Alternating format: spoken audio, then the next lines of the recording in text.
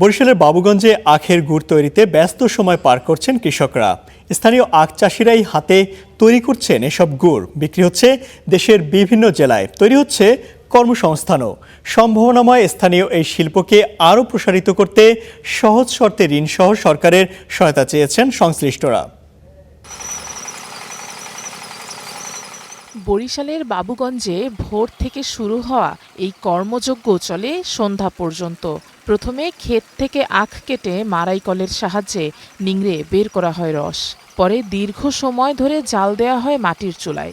হাতে তৈরি এসব গুড়ের সুখ্যাতি ছড়িয়ে পড়ছে দেশ জুড়ে। বিশেষ করে রমজানের আগে আমরা এই গুড় নেয়ার জন্য প্রসেসিং করি, ওটা কেটে তারপরে আমরা এই খোলায় নিয়ে আসি। 10 টিন রস জাল দিতে 4 ঘন্টা লাগে। তারপর আমরা এই গুড় বানাইয়া বাজারে বিক্রি করি বা জায়গায় বই বিক্রি হয়ে যায়।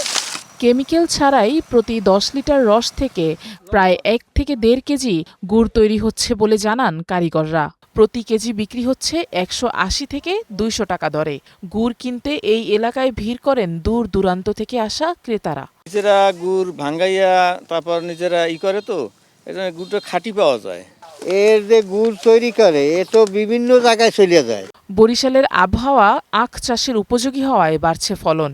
সরকারি পৃষ্ঠপোষকতায় সহজ শর্তে ঋণ পেলে উৎপাদন বাড়ানো সম্ভব বলে মনে করছেন সংশ্লিষ্টরা।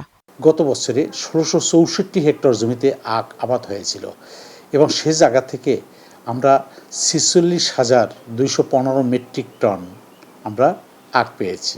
আখ থেকে গুড় উৎপাদন হয়। যে জায়গায় আছে আবাদ এবং উৎপাদন, সে জায়গায় আছে কর্মসংস্থান। চলতি মৌসুমে বরিশাল বিভাগের ২০০০ হেক্টর জমিতে আখ আবাদের লক্ষ্যমাত্রা নির্ধারণ করা হয়েছে বলে জানিয়েছে স্থানীয় কৃষি দপ্তর। Afroza Lamia, star news.